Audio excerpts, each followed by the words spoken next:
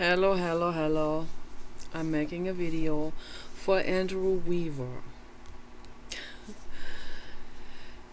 I have been observing so many things lately about people. I mean, this whole year was the grief over the Papa Dog. This entire year was, wow, it was just one humongous roller coaster of emotions. Like from A to Z, like the entire spectrum, the grief over the Papa Dog and the two suicide attempts.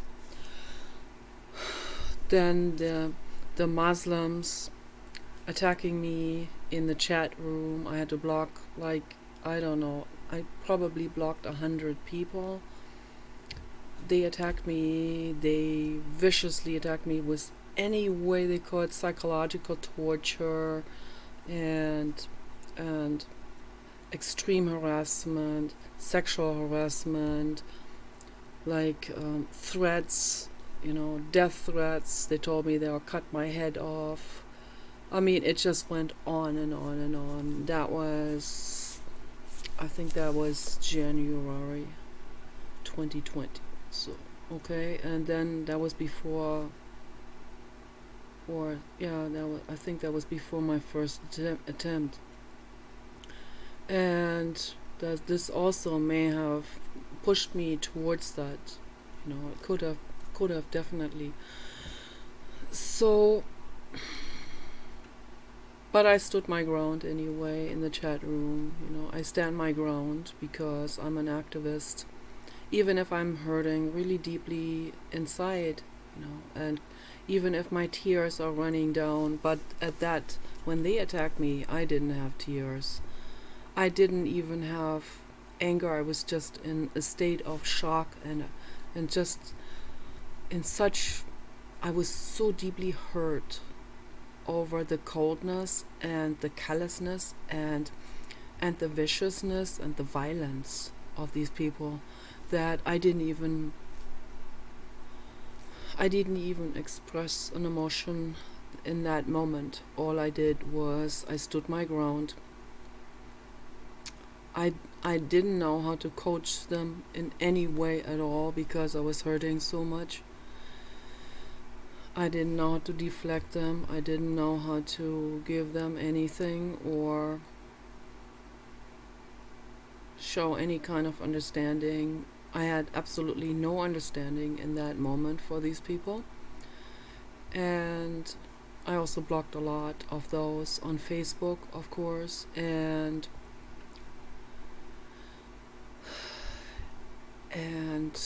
a lot of those, they pretend that they are nice people, but then I end up having to block them because they harass me and it's really bad. And I can also feel their ego energies, that's why I use protective rocks like this one here. But the blue god always has me in this blue sphere. So the blue god always says, you are in the blue sphere, and your bully baby too, okay, and Paul too, and everyone who I love, and all of my friends, whoever becomes my friend, they will have the most loyal friend in the world. Because, and I don't mean this only, for a close relationship, romantic or whatever. I mean this in general as a friend, so. And they're all friends, also the ones that think they're being friend zoned. That's what I always do first. This is friend zone. Friend zone is good. There's nothing wrong with that. Okay.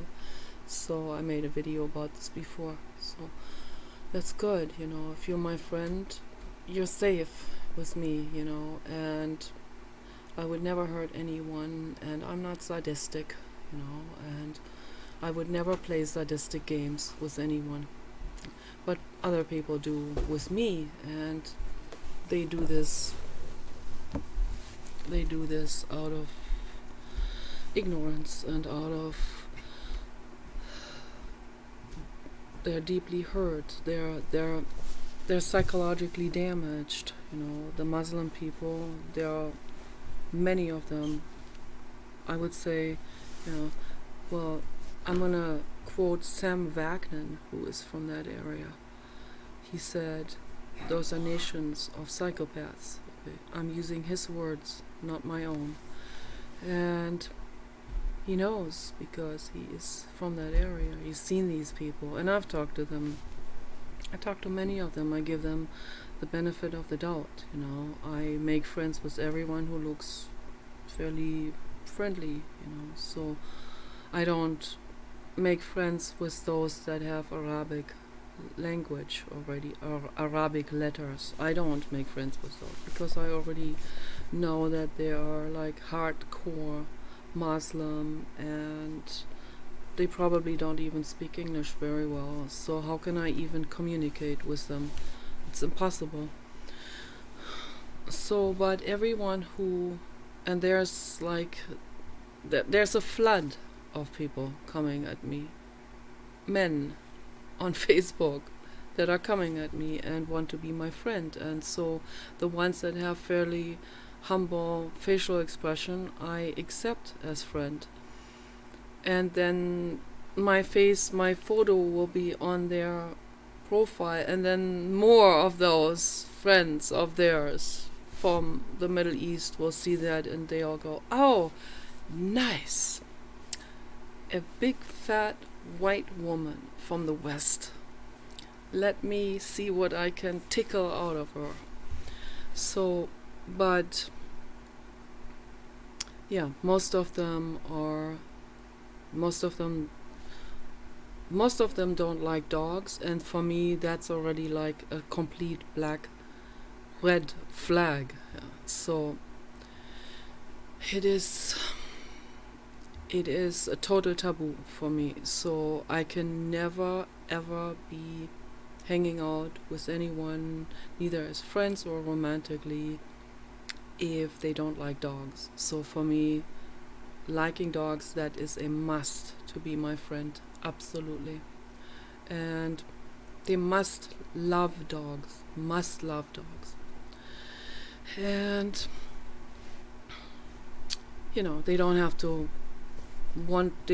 if they are busy, if they work hard, if they are business people or something, and they don't have time for a dog, they don't have a dog, that's a different thing, because that I find that very responsible of them.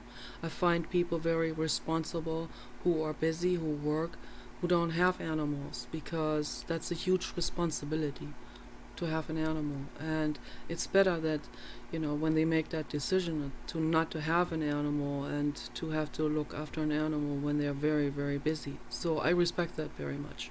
Okay. And many of them would like to have a dog or kiss the dog on the nose. But so those I like too. Okay, I like anyone who's responsible and who is good with all living beings, with animals and humans, and who has love and compassion, who cares. That's the most important thing for me. So I really, really love people who love dogs and who view that situation the way I view it. For me, the dog is my baby of choice. Okay, always has been. My dad used to say, "Aha, child substitute," when I would always go over to my grandfather's Great Dane with my bicycle right over there, like as often as I could, almost every day, for many miles, and to be with the Great Dane and go hiking with him. And I took him to the holistic practitioner and the veterinarian, and we took really good care of him. And my dad would always say, okay, you need money for that. I always have money for some for wellness and for medical expenses and stuff like that. And I thought that was cool that he said that that he incorporated the animals into this very general statement. I thought that was cool. But then he went on to say, ha ha ha, child substitute. And so I hear that once in a while, someone saying that to me. And all I can say to that is, my dog is not a child substitute, okay? That is not some kind of compromise or something that takes the place of the child. No. My dog is my child. My dog is my child, my baby of choice, okay? So my dream baby, okay? So my bully baby is my dream baby, and now they put us again into this frozen state here with California, and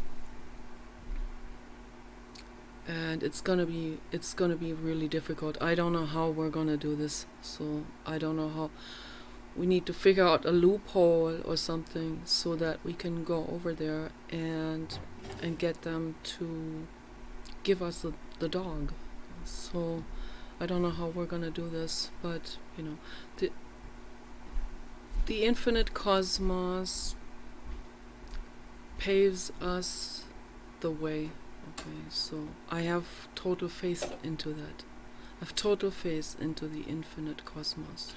Okay, I know that because a lot of times, the moment I look at the clock down there in the lower corner, I look at this little digital clock there, and a lot of times the moment I look there, it's like 333 or 222 or 555, and that means the angels, the filaments of the infinite cosmos are looking over us, are watching over the bully baby and all of us. And that makes me feel so much better. That's like a confirmation of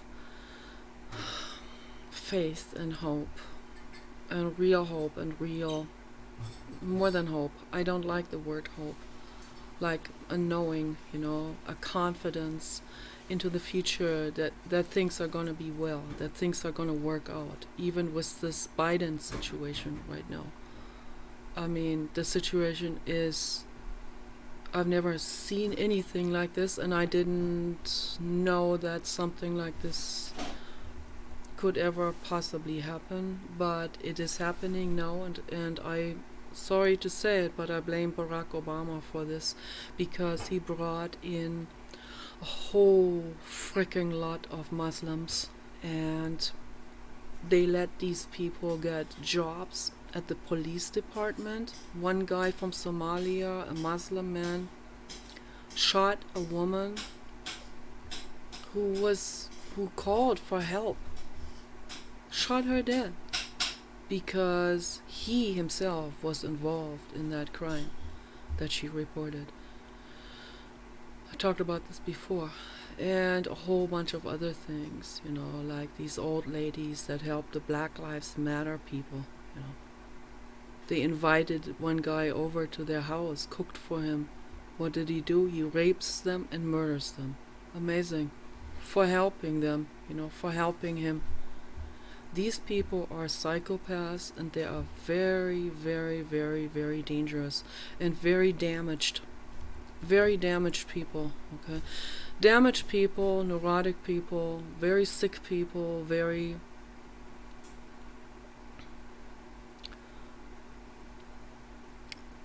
broken people that are being allowed into public offices, okay? That are allowed to go into the government, into high-ranking governmental positions with lots of leverage. And the epitome is Joe Biden. and Kamala Harris. Those people. Well, they're gonna finish off this country. Let's just be prepared. Be prepared for this. And I'm very worried. Paul and I talked about this in length last night. We talked about it for like over an hour. And we're both like really, really, really, really worried about the situation. And we can talk about this and we can be worried about it, but we don't have any leverage on this. Okay, someone like me, an activist who wants to make the world better, would never be allowed in a public office, in a public, some kind of leverage position in politics. Never be allowed into politics because I'm a troublemaker. I would cause the corporate agenda trouble, serious trouble, as Donald Trump has caused the corporate agenda serious trouble by making the world a better place, by making this country a better country. Okay, he did everything he could and he accomplished a whole lot. Whatever he's accomplished is probably very quickly being overturned by Joe Biden and Kamala Harris. And there's nothing I can do about it, okay? The only venue I have is making videos and writing blogs, writing articles, posting comments on the internet. That's all I can do. I don't know what else to do. What other way do I have? Someone like myself, I have 2 books on Kindle, Amazon Kindle. Not one person has bought my ebooks. Not one person. Whoever I told about my books, my health book, for example, there was one guy, he said he'll buy all of my books, yes, on Facebook, and then he ended up sneaking in something where he was able to get the book, download the book for free and not have to pay. And so he said, I figured out a way. He was real proud of it, and then told me that, okay, yeah, obviously he's not my friend then, because if he was, he would at least support me with this one book. But they can't even, not even my family, nobody, my brother, nobody bought my book, so whatever, whatever. But I want to talk about Andrew Weaver a little bit here, because, okay, so there's a lot to talk about. The subject, Andrew Weaver. As I told my friend Sandy, Andrew Weaver has a very large brain and big brain power, okay? And that is a big turn on for me. It always is, yes it is. Even if there's no face attached to it, it is. And I already figured out that he was lying about his age. But, so finally recently told me his age, and I was like, okay, now this makes a whole lot more sense because of the music that he mentioned and all of that. So, but he wants to be seen as young on the internet, of course, because, and I don't blame you for it. I did that too for a long time. I kidded people. I said, I'm 40. No, I'm not. I'm 55 and it sucks. Yes. It sucks for all of us, right? But I'm lucky I got good genes, so that makes up for it again. But anyway, everyone on the internet, almost everyone lies about stuff, and most people lie about a whole lot of stuff. And there are people that have like 100 troll accounts, and I don't know how many Andrew Weaver has. So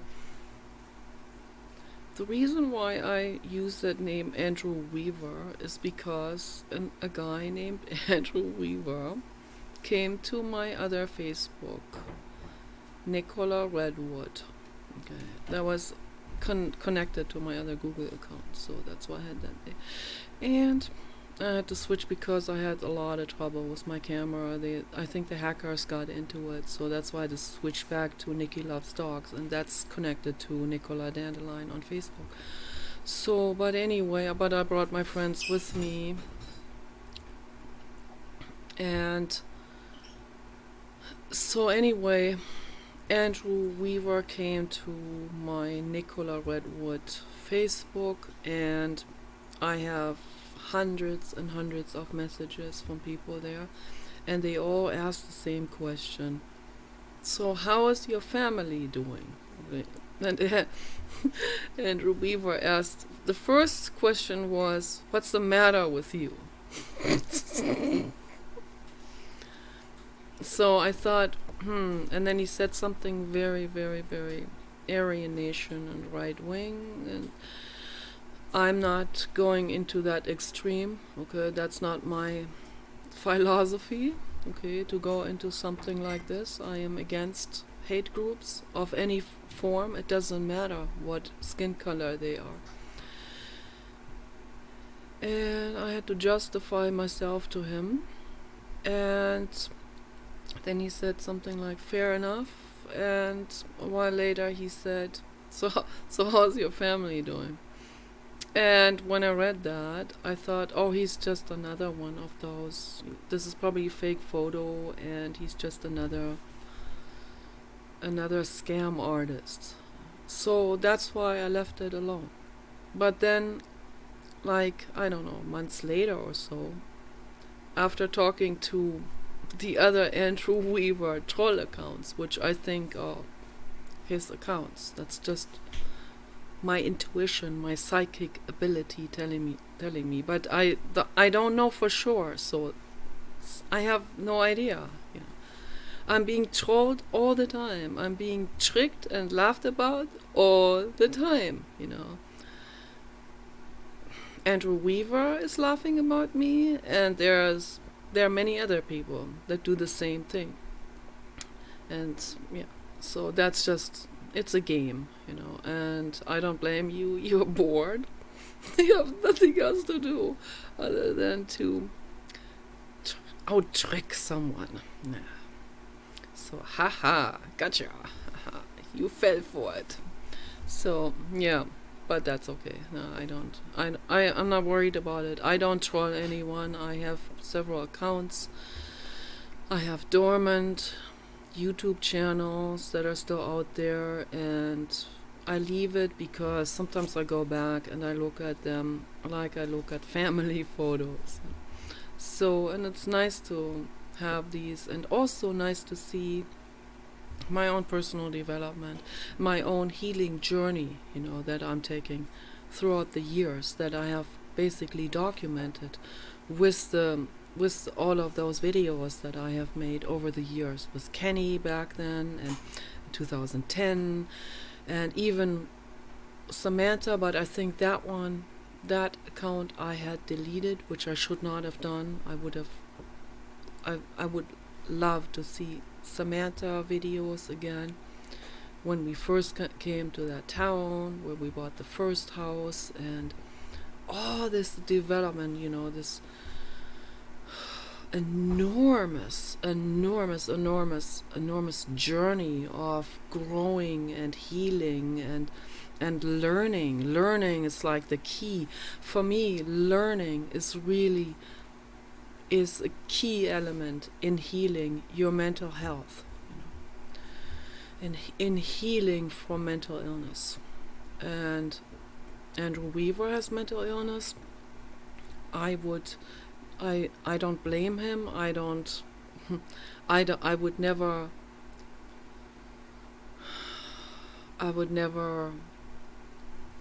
think that's wrong or bad or shameful or something like this. No. Why should we be ashamed for having been deeply damaged and hurt by our parents? Why should we we be feeling ashamed. I don't even want my parents to be feeling ashamed. I want to recycle that whole concept, that whole word. There's a heart in the sky that's beautiful. Oh, it looks like a dog again. So I want people to dissolve that concept of shame, and when that dissolves, then the concept of pride dissolves as well. Okay, because shame and pride is the same coin. Pride is the ego trying to cover up the shame. That's all it is. We don't need to be proud of anything. Just be happy with what we have. Be grateful. Let's replace that with the word gratitude. I think that's very important to replace that. And if all of these troll accounts from Andrew Weaver, if my intuition was right, then it all makes sense. All these puzzle pieces coming together, And there's nothing wrong with the way Andrew Weaver looks. Okay, absolutely nothing. Matter of fact, that face has etched itself into my brain. I can't get rid of it now. It's almost a little bit like a love spell. And then he has 2 accounts on YouTube where he's showing a little bit of his facial skin, but not very much, So it's you can't see very much from it, but it's the same energetic vibration as Andrew Weaver. So I trust on my psychic abilities with this.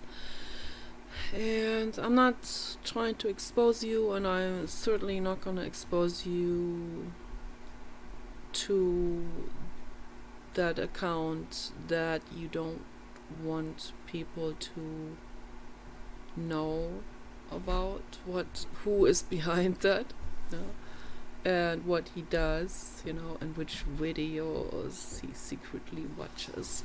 So, and which woman gives him kisses on his cheek.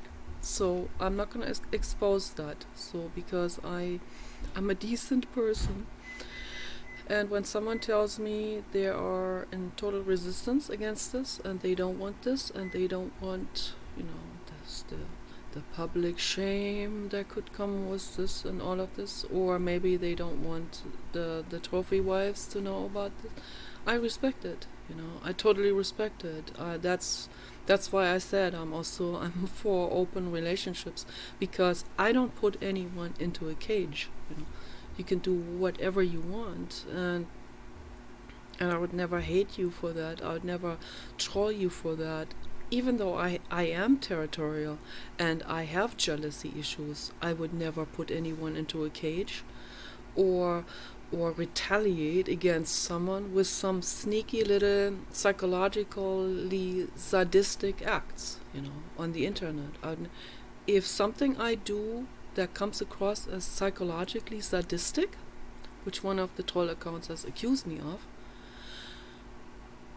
which I think it was one of his troll accounts, I'm actually going to protect 2 of his main accounts on YouTube.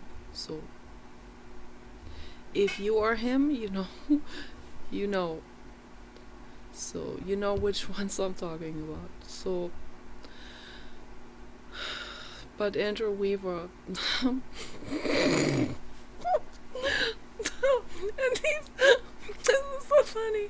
And these are people on YouTube, and at least they don't know who Andrew Weaver is. So that is a specifically designed account for Facebook, and I don't understand why the heck you blocked me. Why would you block me just because I did not write back right away? I get hundreds and hundreds of the same questions. So how's your family doing? How's your husband doing? Many of them want to know how my... It's like, dude, Why do you want to know how my husband is doing? My husband doesn't even want me to talk about him to anyone at all. My husband said that's none of anyone's business. Tell him that's none of your business. So I have said that to some people, some Muslims particularly. So I also said end Islam, and that and that always ended the conversation then.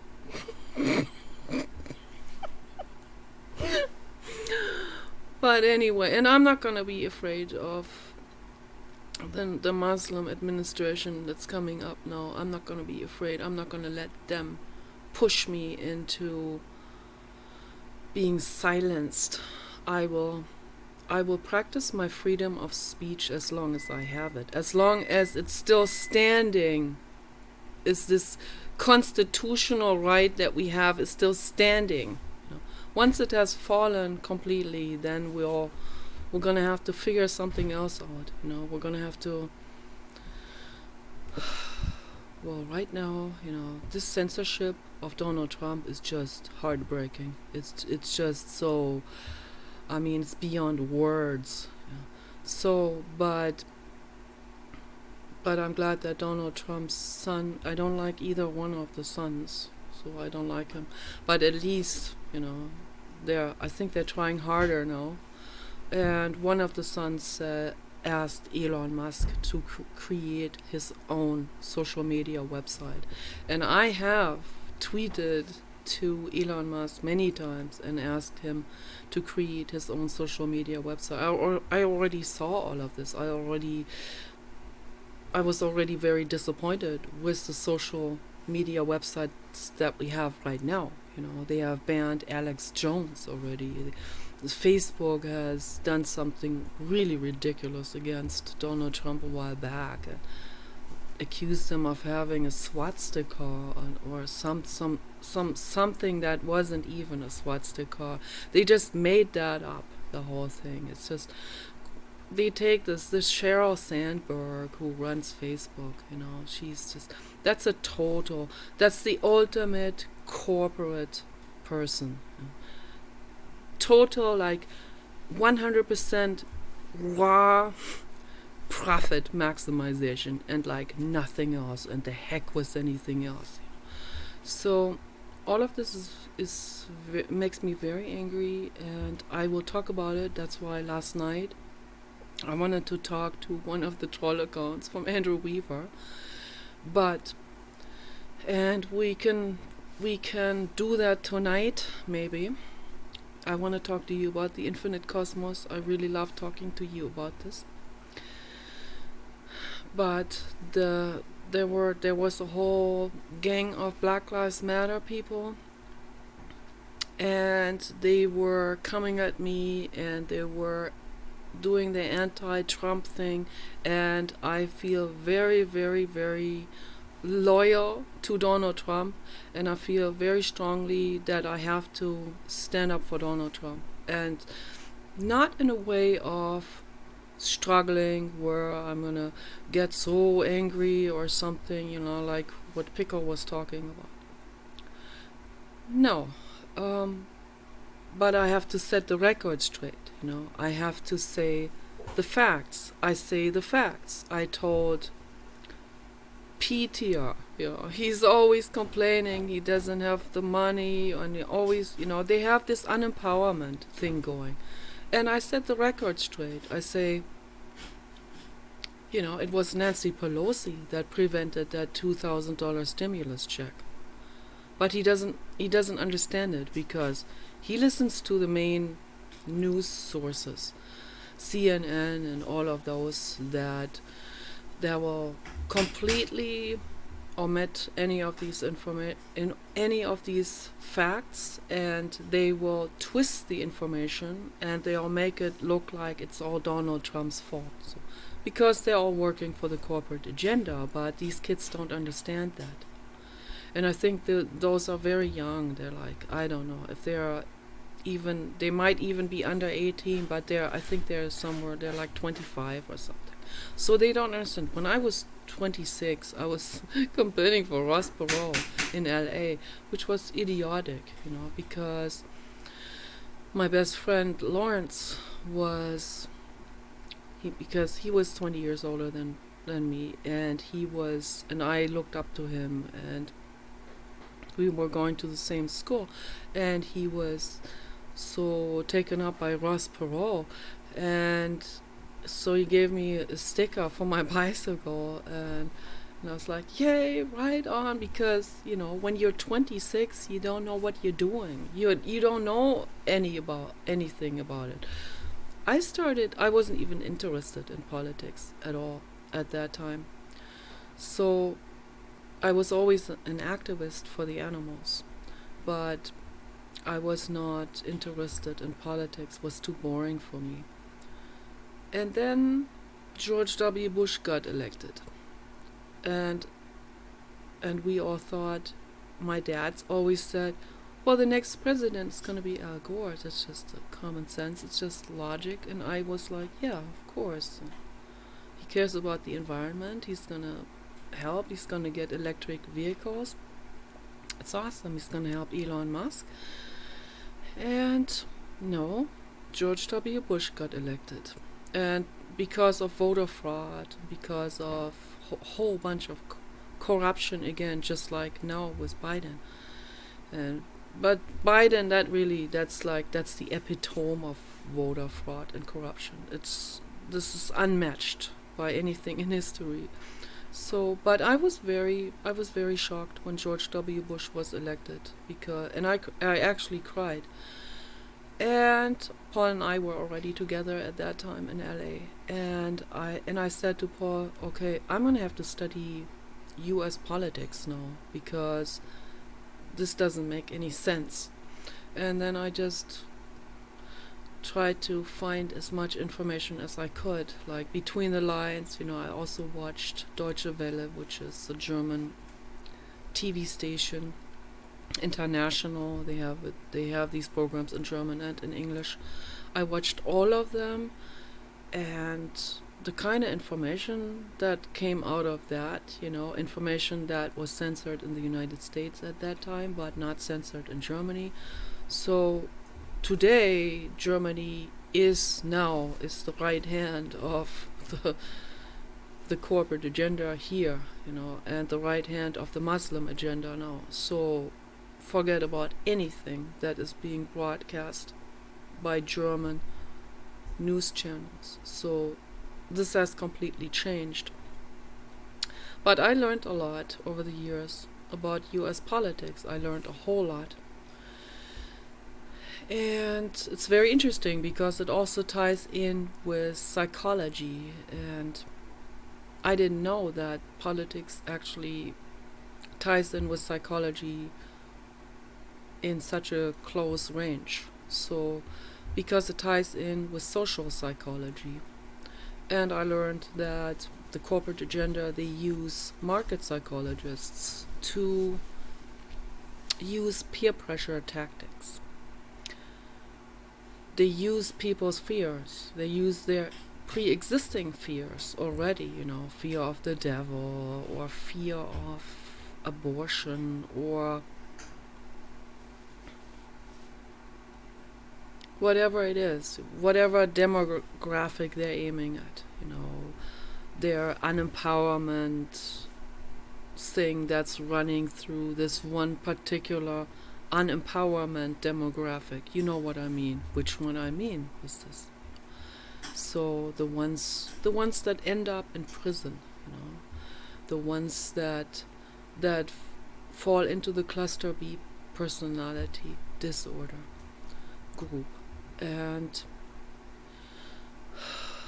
I'm very careful already how I word myself, but the statistics are out there. People need to look at it. And I'm not biased in any way. I'm not biased from the right, and I'm not biased from the left. I just say it the way it is, the way I observe it, the way I learn about it, read about it. I watch documentary films all the time. And I think everyone should do that. We can really expand our horizon. And so there are two I call them troll accounts from Andrew Weaver, but one is quite trollish and the other one is very philosophical. I'm not going to mention the names because he doesn't want me to, and I respect that, you know. So, but I'm going to mention some of the other ones that I think, and you tell me, Andrew Weaver, if I was right. You can tell me that. You can tell me in private on Facebook. Nicola Dandelion, come back. Talk to me. Don't be afraid. Don't be a chicken, okay? I'm not gonna hurt you. I'm not gonna rape you, okay? So I'm a good mummy. That's what I am. So I give you cookies, okay, and milkshakes. Oh, by the way, I have strawberry milkshake perfume oil on my hand. Oh, it's so good. Oh my gosh, I love it. It really smells like strawberry milkshake. So wonderful, so amazing. Gorgeous. So I only give those kind of things. I give love and compassion and friend zoning. And who knows, you know, I give kisses too. So come back. Let's talk about this. But anyway, there are other troll accounts that he has, and one of them, I think, is the kangaroo boxer. I'm not sure. This could be. We don't know who that is. You know. So another one, I think, is a woman's name, Sue. So that is because I thought that Sue lady, you know, that artist. She talks like a guy. She talks like a guy who's really, really high on testosterone. I have met women who have a little bit more testosterone. I have like almost no testosterone at all. But I'm accused of being the Hulk and those kind of things. I'm accused of being the beast, and they call me all kinds of things on the internet. Oh, Maverick. He calls me... what does he call me? Satan. Yeah. I think that's what he calls me. Or devil or something like this. And I think he's a Muslim, and I cannot... whoever talks in favor of Islam is, for me, is a red flag right away. Someone who is a Muslim apologist, as I call them. Red flag. I block them. I mean, I'll first give them some benefit of the doubt. We can talk for a while. Okay, it goes for a while. Okay, but as soon as they get into defending Islam, I'm done. I'm finished. Okay, there's nothing else to talk about. Those are fanatically religious people. They will never admit that they are fanatically religious.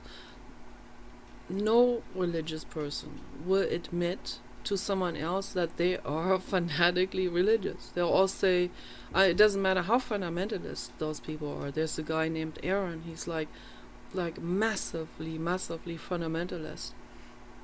And like super hardcore rigid fundamentalist beliefs and ground rules for women and for the world, just like the Muslims, very similar, not as violent. But he will tell other people, no, he's not religious. He just reads the Bible. I heard that many times before. Yes. For many people in my life, you know, that's how they talk.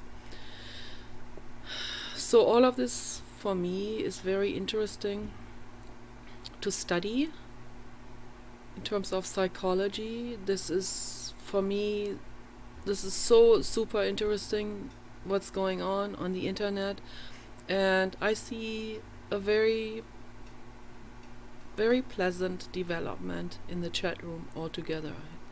The haters are still the haters, the Muslims are still violent, and I block those, but there's a group of people now that has crystallized out, that have consolidated out into some sort of friendship circle, and I deeply appreciate that. And many of them have different views, and yet they make an effort to be friendly with each other and to be happy when they see each other.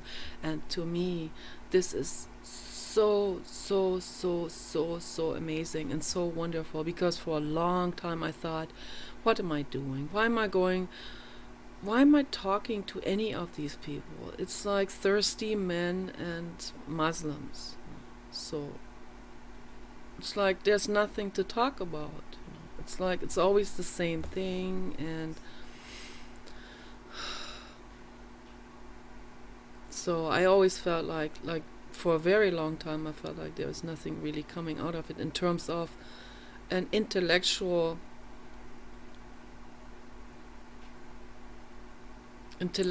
pleasing conversation. So, but then very gradually, little by little, people started to talk about these things. And I could also feel that in the beginning they were afraid to talk about it. They were afraid to be laughed about. Lots of fear. They have lots of fear of social rejection. All of them. Not just Andrew Weaver, okay?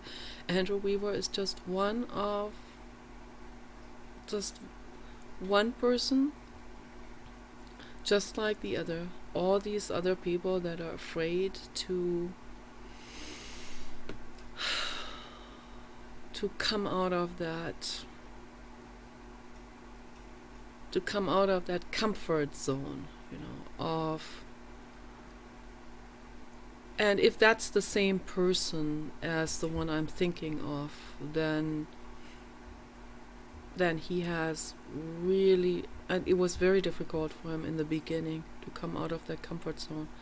If that's the same person I'm talking about, the other main account, the one where he has been like a psychopath and tortured me psychologically, okay, that one.